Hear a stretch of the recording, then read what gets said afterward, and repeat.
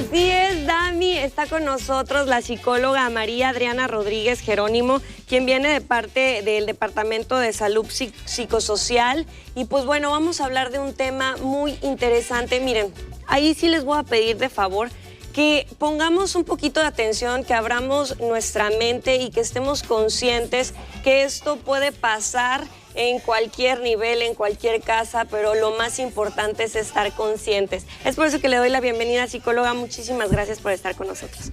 Muchas gracias. Bueno, es una gran oportunidad de estar y aprovechar este espacio de comunicación. Sí, y hoy de un tema muy interesante. ¿De qué vamos a hablar? De la prevención y la atención de la violencia sexual infantil. Híjole, yo creo que es uno de los temas que hasta solamente de escucharnos se nos arruga la pancita, nos da un poquito hasta de nervio, pero es una realidad. Pero lo primero es entender qué es la violencia sexual en infantes, en menores de edad.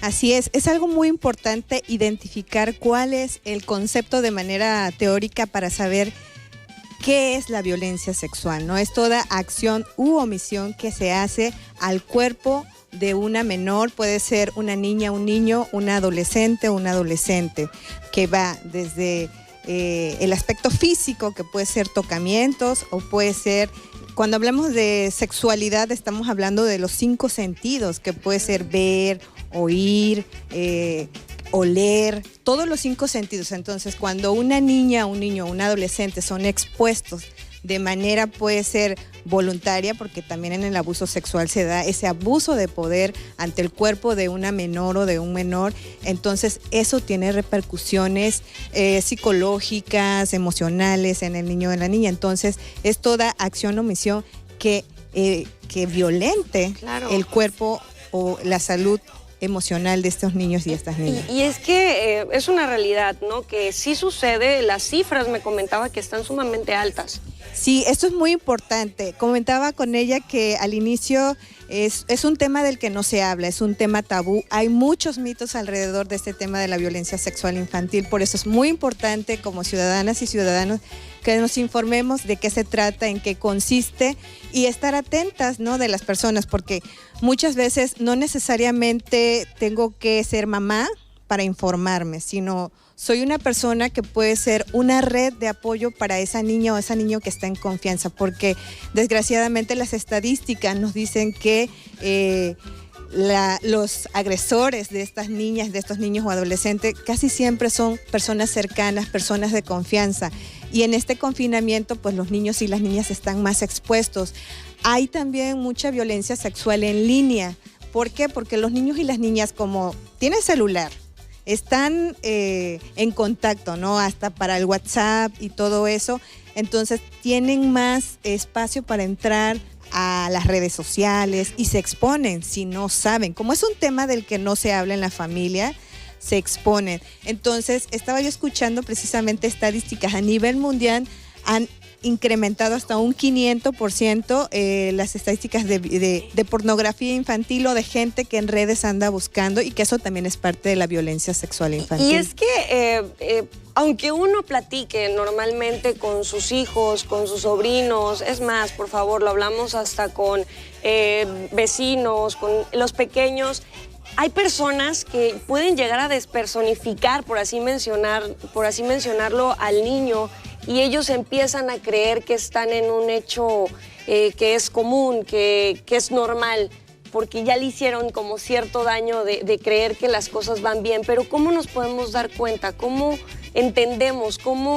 ¿Cuáles son esos signos de alarma? Ok, es muy importante estar atenta a los signos y síntomas que un niño o una niña puede estar manifestando, que son diferentes. Hay quienes pueden, casi siempre este tipo de agresiones genera un impacto en el estado emocional. Hay mucho enojo, hay mucha agresividad en la respuesta de estos niños y niñas, pero no son exclusivos. O sea, también puede ser que los niños y las niñas se vuelvan más complacientes, es decir, tengo mejor calificación, me voy al arte, hago cosas para complacer a todo mundo.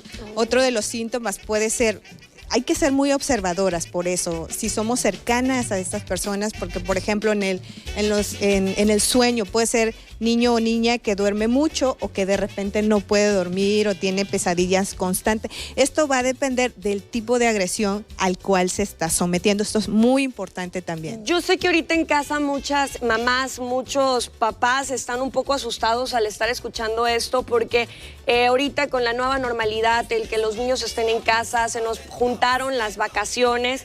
Entonces están teniendo que encargar a tíos, están teniendo que encargar a vecinos, a los pequeños. Entonces, ¿cómo podemos hablar con nuestro pequeño? Nos da miedo, ¿no? O nos da miedo hablar con nuestro adolescente porque está en la edad de la tirria, así donde se ponen muy histéricos. ¿Cómo podemos llegar a tener ese acercamiento que posiblemente no nos llevamos tan bien con ellos? Pero ¿cómo entramos? Sí, para poder prevenir precisamente es informarnos. Yo no puedo hablarle de abuso sexual o cómo prevenirlo si yo no estoy enterada como mamá, como papá, como adulta, como cuidadora, porque esto es muy importante. Soy una cuidadora, no necesariamente la mamá o el papá, porque como decíamos muchas veces, los más cercanos son los que agreden. Entonces es muy importante que las personas que están alrededor, ese niño o esa niña pueda establecer vínculos de confianza. ¿Sí? Que tenga alguien, puede ser muchas veces las maestras y los maestros son esos vínculos de confianza porque es el otro espacio donde estos niños y estas niñas conviven con otras personas diferentes a las de su casa.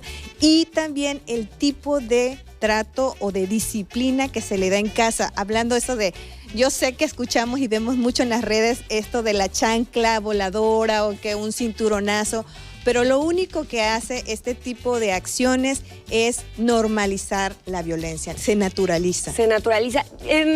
Posiblemente, pues bueno, es un tema muy extenso y muchas mamás, es más, yo como tía quisiera pedir más información, poder estar como que ya tener como una clase real de qué es esto. Podemos acudir con ustedes para poder tener una llamada telefónica. Sí, tenemos en la línea de atención emocional de la Dirección de Salud Psicosocial el número 572214, ¿sí? De 8 de la mañana a 8 de la noche, de lunes a domingo.